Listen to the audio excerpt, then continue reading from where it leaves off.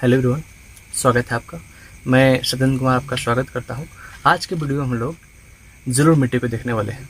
ठीक है, इसके पिछले वाले वीडियो में हमने कवर किया था कि सॉइल रिसोर्सेज क्या है, यानी मिट्टी संसाधन क्या है और मिट्टी संसाधन के विशेषताएं क्या है। मिट्टी संसाधन जो है वो हमारे लिए क्यों उपयोगी है, मिट्टी का जो बनावट है वो किस रूप में होता है। साथ में हमने देखा था मिट्टी की जो संरचना है, ठीक है, और जो स्ट्रक्चर है उसका वो 4 परिच्छेदिकाओं में पाया जाता है, 4 संस्तर में पाया जाता है, जिसको इंग्लिश में हम लोग सॉइल होरिजोन बोलते हैं। तो उनको हमने देखा था। अब प्रत्येक पार्ट जो उसका संस्तर था उसकी विशेषताएं हैं कि उसको हमने कवर किया था। साथ में हमने देखा था कि मिट्टी जो है वो किन कारणों से अलग अलग रंग उनमें पाया जाता है। तो ये सारे बिंदुओं को हमने उसमें कवर किया था। आज की वीडियो में हम लोग देखेंगे कि जलोढ़ मिट्टी हमारे लिए किस प्रकार लाभदायक है, इनकी विशेषता क्या है, जलोढ़ मिट्टी का क्षेत्र क्या है और जलोढ़ मिट्टी में कौन कौन से रासायनिक संगठन पाए जाते हैं। तो इन सारी चीज़ों को हम लोग मैप के माध्यम से भी मिट्टी का वितरण देखेंगे, डिस्ट्रीब्यूशन देखेंगे, जिससे हमें काफ़ी इन चीज़ों को समझने में आसानी होगी। मुझे विश्वास है कि आपको ये वीडियो काफ़ी लाभदायक होगा, जिससे आप अच्छी तरह से जलोढ़ मिट्टी को समझ पाएंगे। तो आइए शुरू करते हैं। सबसे पहले जलोढ़ मिट्टी, ठीक है, इसको समझते हैं जलोढ़ मिट्टी है क्या। इसको अगर हम परिभाषित करें तो कह सकते हैं कि वह मिट्टी जो जल के द्वारा ढोकर लाई गई हो। सिंपल वे में, बिल्कुल सिंपल, वह मिट्टी जो जल के द्वारा ढोकर लाई गई हो उसको हम जलोढ़ मिट्टी कहते हैं। क्योंकि मुख्यतः जलोढ़ मिट्टी का जो विकास होता है वो जल के लाने के उपरांत, यानी कि नदियों के जल के द्वारा लाए गए जो सिल्ट होता है, मृत्तिका होता है, क्ले होता है, उसी के द्वारा होता है। तो इसलिए हम इसको जलोढ़ मिट्टी नाम देते हैं। इसको इंग्लिश में हम लोग एलुवियल सॉइल भी कहते हैं। ठीक है, भारत में जलोढ़ मिट्टी का जो विस्तार है यह मुख्य रूप से उत्तरी मैदानी जो क्षेत्र है, ठीक है, उत्तरी मैदानी क्षेत्र जिसको हम लोग हिमालय के तराई वाला क्षेत्र बोलते हैं, जो ये आपको खाली क्षेत्र दिख रहा है, इन क्षेत्रों में विशेषकर पाया जाता है। ठीक है, और साथ में हिमालय की यह 3 नदी तंत्रों के निक्षेप से बना है। अब अभी हमने बताया कि जलोढ़ मिट्टी जो होता है वो नदियों के द्वारा जल के माध्यम से बहाकर लाया गया मिट्टी होता है, इसलिए इसको जलोढ़ मिट्टी कहते हैं। और साथ ही भारत में जो मिट्टी का विस्तार है, जलोढ़ मिट्टी का विस्तार है, ये मुख्यतः 3 नदी तंत्र जो है, 3 रिवर सिस्टम जो है, उसी के डिपोजिट से हुआ है। यानी इन्हीं नदियों के द्वारा जो निक्षेपण हुआ है उसी के द्वारा जलोढ़ मिट्टी भारत में विकसित हुई है। कौन कौन सी नदी है? पहला सिंधु नदी तंत्र, सिंधु और उसकी सहायक नदी, ठीक है, गंगा नदी तंत्र, गंगा रिवर और उसकी सहायक नदी द्वारा, और ब्रह्मपुत्र नदी तंत्र, ब्रह्मपुत्र और उसकी सहायक नदी द्वारा। तो इन 3 नदी तंत्रों द्वारा मुख्यतः भारत के उत्तरी मैदान का डेवलपमेंट हुआ है एलुवियल सॉइल के रूप में।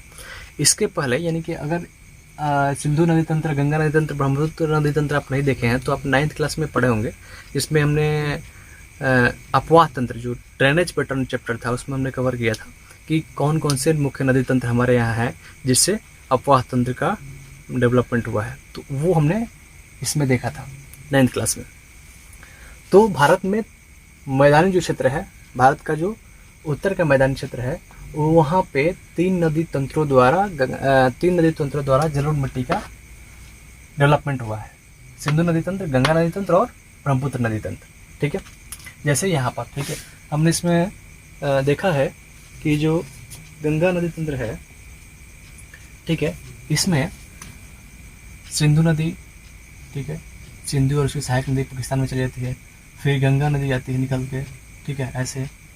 और उसके बाद हमने देखा था कि ब्रह्मपुत्र नदी जो चीन से इधर होते हुए और इधर प्रवेश करती है भारत में, साथ में ये आके इधर मिल जाती है। तो ये 3 नदी तंत्रों द्वारा मुख्यतः भारत के उत्तरी मैदान में जलोढ़ मिट्टी का निक्षेप हुआ है और निर्माण हुआ है। क्लियर है? आगे देखते हैं। आगे है, इस उत्तरी मैदान के अलावा भारत के जो संकरे भाग हैं गुजरात और राजस्थान के, ठीक है, यहाँ पे देख रहे हैं, ठीक है, ये राजस्थान आपका क्षेत्र हो गया, ये गुजरात क्षेत्र है। तो संकरे माध्यम से ये गुजरात के क्षेत्र और राजस्थान के क्षेत्रों में भी जलोढ़ मिट्टी का क्षेत्र पाया जाता है। ठीक है, ये जलोढ़ मिट्टी का क्षेत्र है जहाँ पे मुख्यतः गुजरात और ये राजस्थान के एरिया में संकरे भाग में, पतले भाग में देख रहे हैं, ये पाया जाता है। तो उत्तरी मैदान के अलावा संकरे भाग गुजरात और राजस्थानी क्षेत्र में भी जलोढ़ मिट्टी का निक्षेप पाया जाता है। साथ ही पूर्वी तटीय जो नदी डेल्टा क्षेत्र है, ठीक है, ये पूर्वी तटीय क्षेत्र है, ये पूर्वी तटीय क्षेत्र है। तो इसमें प्रमुख जो नदियां हैं, चाहे वो महानदी क्षेत्र हो, कृष्णा हो, कावेरी हो, ठीक है, तो इन नदियों के जो डेल्टा क्षेत्र हैं, ठीक है, जो डेल्टा क्षेत्र हैं उनमें ये तराई क्षेत्रों में आप देख रहे हैं जो खाली क्षेत्र है, तो ये जलोढ़ मिट्टी को इंगित कर रहा है, ठीक है। तो ये जलोढ़ मिट्टी का क्षेत्र है। जो पूर्वी तट के नदियां हैं, बहने वाली नदियां हैं, उनके डेल्टा क्षेत्र में ये डेवलपमेंट ये हुआ है मुख्यतः जलोढ़ मिट्टी का, ठीक है। तो जलोढ़ मिट्टी उत्तरी मैदान, साथ में संकरे भाग राजस्थान ये, और ये गुजरात वाले क्षेत्र में, ठीक है। इसके साथ साथ ये तटीय मैदान, पूर्वी तटीय मैदान में भी जलोढ़ मिट्टी का डेवलपमेंट हुआ है, ठीक है। तो इस तरह से जलोढ़ मिट्टी का क्षेत्र जो है उत्तरी मैदान है, संकरे भाग गुजरात और राजस्थान का है, और पूर्वी तटीय नदी डेल्टा क्षेत्र है, ठीक है, तटीय भाग जो भारत का है। इसके साथ अगला पॉइंट है कि इसका संगठन जो होता है, ठीक है, इसमें रेत, सिल्ट और मृतिका यानी कि क्ले इंग्लिश में बोलते हैं, ये तीनों मिट्टियों का कह सकते हैं कि अनुपात जो होता है वो बराबर होता है, जिससे ये मिट्टी काफ़ी उपजाऊ होती है भारत में, ठीक है। तो रेत और सिल्ट और मृतिका का इसमें ज़्यादा विशेषता देखने को मिलता है, जिससे ये काफ़ी फर्टाइल होती है, काफ़ी उपजाऊ होती है, ठीक है। इसके साथ जो नदी मुहाने हैं, ठीक है, यानी नदी मुहाने, वहाँ से जैसे हम लोग घाटी की ओर बढ़ते हैं तो मृदा जो कण जो होता है उसका आकार बढ़ते जाता है, ठीक है। जैसे हम नदी मुहाने से घाटी की ओर, जैसे अब नदी मुहाना मतलब कि इसका नदी का जो मुहाना है समुद्र के, वहाँ से जैसे हम ऊपर बढ़ते हैं तो जैसे ऊपर बढ़ेंगे, ठीक है, इसमें जैसे जैसे ऊपर बढ़ेंगे, ठीक है, जैसे जैसे ऊपर बढ़ेंगे हम, चाहे किसी भी नदी में, इस नदी में या फिर इस नदी में, ये तो इस नदी ऊपर बढ़ेंगे तो उन क्षेत्रों में जाएंगे तो मृदा का जो कण है, ठीक है, यानी कण का जो साइज है, आकार है, वो बढ़ता जाता है। यानी कि एक सिंपल वे में कहें तो जैसे पर्वतों से नदियाँ निकलती हैं तो अपने साथ मोटे मोटे कण लेकर, यानी कि चट्टानों के टुकड़े लेकर मोटे कण लेकर चलती है, और जितने वो गति में बहेंगी नदियाँ तो अपने साथ उसको घिसते जाएंगे, वो टूटते जाएंगे कण, और टूटते जाएंगे तो महीन होते जाते हैं। तो महीन कण में जैसे जैसे आगे बढ़ती है तो महीन कण उसका बढ़ता जाता है, ठीक है। तो वही कह रहा है कि महीन कण जो होता है वो सबसे अधिक इसके मुहाने पाया जाता है, किसके, नदियों के। लेकिन जैसे जैसे ऊपर बढ़ते हैं हम, ठीक है, नदी का जो उद्गम स्थल होता है तो वहाँ से जैसे जैसे नीचे उतरते हैं, ठीक है, तो इधर क्षेत्र में जो मिट्टी का जो कण होता है मोटा होता है और धीरे धीरे करते करते वो महीन होता जाता है। क्लियर है? यानी नदी के मुहाने में मिट्टी के कण सबसे महीन, और जैसे जैसे ऊपर बढ़ेंगे मिट्टी के कण जो होता है वो बड़ा होता जाता है। इसके कारण क्या है कि नदियाँ अपने साथ जब पत्थरों को, चट्टानों को तोड़ कर लाती हैं तो बड़े कण होते हैं, और जैसे जैसे नदियाँ आगे बढ़ती जाती है, आगे बढ़ने के क्रम में उसको और तोड़ते जाती है, घिसते जाता है, और कण छोटा छोटा होता जाता है। तो जैसे जैसे आगे नदियाँ बढ़ती हैं वो मुहाने तक आते हैं तो उसका महीन कण बिल्कुल रहता है, ठीक। तो यह कह रहा है कि नदी के मुहाने से ऊपर जाने पर जो मिट्टी कण होते हैं वो बड़े साइज में होते हैं, ठीक है। तो मुझे लगता है समझ में आ गया होगा। चलिए नेक्स्ट में चलते हैं। नेक्स्ट है कि ऊपरी भाग, ठीक है, तलछटी मैदान जो होता है, ठीक है, जैसे कि उनमें जो तलछटी मैदान क्षेत्र है ऊपरी भाग के, उनको द्वार या चौ कहा जाता है, द्वार और चौ कहा जाता है। अब इसको समझते हैं। जो ऊपरी भाग है ये, ठीक है, नदियाँ जैसे ये पर्वतीय क्षेत्र है, यहाँ से जैसे निकलती है नीचे उतरती हैं तो अपने साथ काफ़ी बजड़ी, पत्थर, कंकड़ अपने साथ लाती हैं, ठीक है। तो साथ में लाती हैं तो वो इसी के आसपास, ठीक है, जैसे अपने पहाड़ी क्षेत्र से उतरती है तो डिपॉजिट कर देती है किनारे किनारे, ठीक है, बिल्कुल किनारे किनारे डिपॉजिट कर देती है, ठीक है। अब डिपॉजिट करने के क्रम में वो कंकड़ जो होता है, ये जो मैदान डेवलप होता है उसको द्वार या चौ कहा जाता है, ठीक है, क्योंकि ये तराई क्षेत्र में डेवलप है। तराई क्षेत्र मतलब मैदानी के बिल्कुल पर्वतीय के क्षेत्र के बिल्कुल नीचे वाला क्षेत्र, बिल्कुल बगल।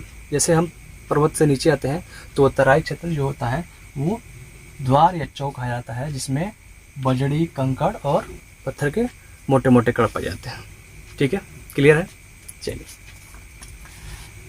इसके साथ ये मिट्टी काफ़ी उपजाऊ होती है, काफ़ी फर्टाइल होती है, आपको पता होगा जलोढ़ मिट्टी काफ़ी फर्टाइल होती है, जिसके कारण इसको हम कह सकते हैं कि कोई भी फसल इसमें आसानी से उगाया जा सकता है। जैसे उत्तर भारत का बिहार का क्षेत्र हो, यूपी का क्षेत्र हो, बंगाल क्षेत्र हो, पंजाब हो, हरियाणा हो, इन क्षेत्रों में काफ़ी मात्रा में फसल उगाए जाते हैं, अनाज उगाए जाते हैं, और ये भारत का सबसे फर्टाइल क्षेत्र माना जाता है। ठीक है, उसके बाद यह इसमें पोटास, फास्फोरस और चूना युक्त, ठीक है, इन तीनों पदार्थों का मिश्रण पाया जाता है। पोटास का, फास्फोरस का और चूना युक्त होती है। ठीक है, तो इन तीनों चीज़ों का इसमें मिश्रण पाया जाता है जलोढ़ मिट्टी में। ठीक है, और ये इतना फर्टाइल होता है, यानी जलोढ़ मिट्टी इतना फर्टाइल होता है कि इसमें गहन कृषि की जाती है। ठीक है, गहन कृषि मतलब कि एक साथ 2-3 फसलों का लगाना, साल माने एक कृषि वर्ष में 2 से 3 से 4 फसलों का लगा लेना, तो उसको गहन कृषि कहा जाता है।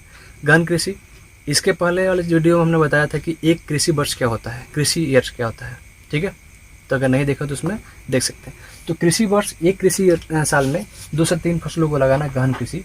ठीक है, और गहन कृषि क्यों होती है? क्योंकि मैदानी जो क्षेत्र है वो जनसंख्या का घनत्व तो काफ़ी इसमें अधिक पाया जाता है। जैसे यूपी हो गया, बंगाल हो गया, बिहार हो गया, पंजाब क्षेत्र हो गया, तो इनमें सबसे अधिक जनसंख्या घनत्व का दबाव पाया जाता है, जनसंख्या घनत्व अधिक पाया जाता है, जिससे वहाँ पर गहन कृषि को बढ़ावा मिलता है, गहन कृषि की जाती है।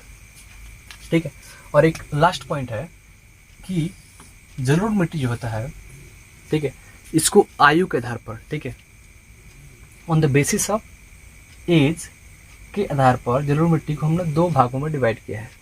कितने भागों में? 2 भागों में। There is 2 type of alluvial soil on the basis of age, ठीक है, आयु के आधार पर।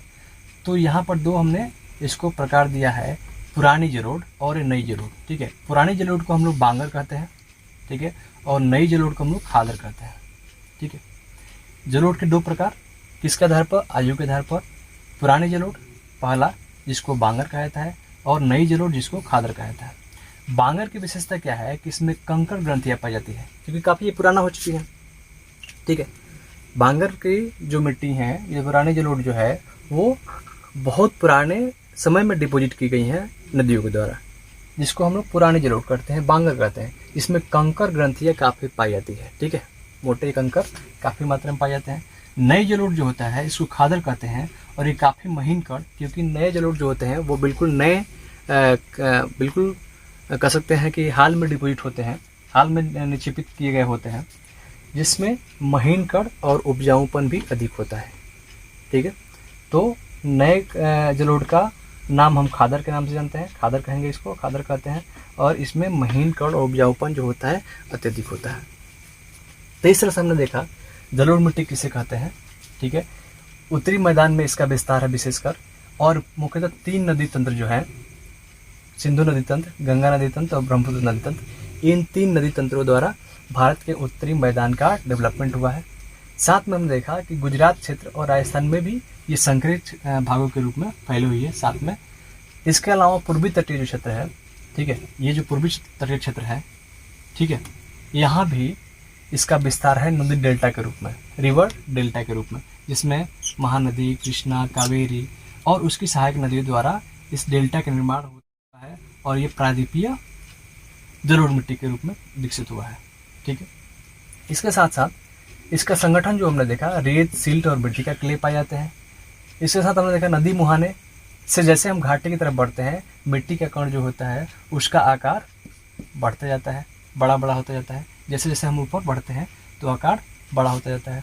साथ में हम देखा ऊपरी भाग, तलछटी मैदान जो होता है उसको द्वार या फिर चौ कहा जाता है, जो बिल्कुल तराई वाले भाग में होते हैं, यानी कि पर्वतीय से ढलान से जैसे हम नीचे आते हैं तो वो जो मैदान डेवलपमेंट होता है, जिसमें मोटे मोटे कण पाए जाते हैं, कंकड़े पाए जाते हैं, बजड़ी पाया जाता है, जिसको हम द्वार या चौ कहते हैं। साथ में हमने देखा कि ये काफ़ी उपजाऊ होता है, जिसमें पोटास, फास्फोरस और चूनायुक्त ये मिट्टी पाई जाती है। साथ ही इतना फर्टाइल होने के कारण इसमें गहन कृषि की जाती है, अधिक गहनता पूर्ण कृषि की जाती है, जिससे जनसंख्या का दबाव भी अधिक है यहाँ पे उत्तर भारतीय क्षेत्र में। इसके साथ हमने देखा कि आयु के आधार पर जलोढ़ मिट्टी को हमने 2 भागों में डिवाइड किया है, एक पुरानी जलोढ़ और नई जलोढ़। पुरानी जलोढ़ को बांगर कहा जाता है, नई जलोढ़ को खादर कहा जाता है। पुरानी जलोढ़ की विशेषता क्या है, इसमें कंकड़ ग्रंथियाँ पाई जाती है, जबकि खादर में महीन कण और उपजाऊपन अत्यधिक पाए जाते हैं। तो इस तरह से हमने जलोढ़ मिट्टी को समझा और देखा। मुझे विश्वास है कि ये वीडियो काफ़ी आपको हेल्पफुल होगा और आप जलोढ़ मिट्टी के बारे में काफ़ी बेहतर ढंग से समझ पाए होंगे। तो मिलते हैं अगले वीडियो में, तब तक के लिए धन्यवाद, बाय।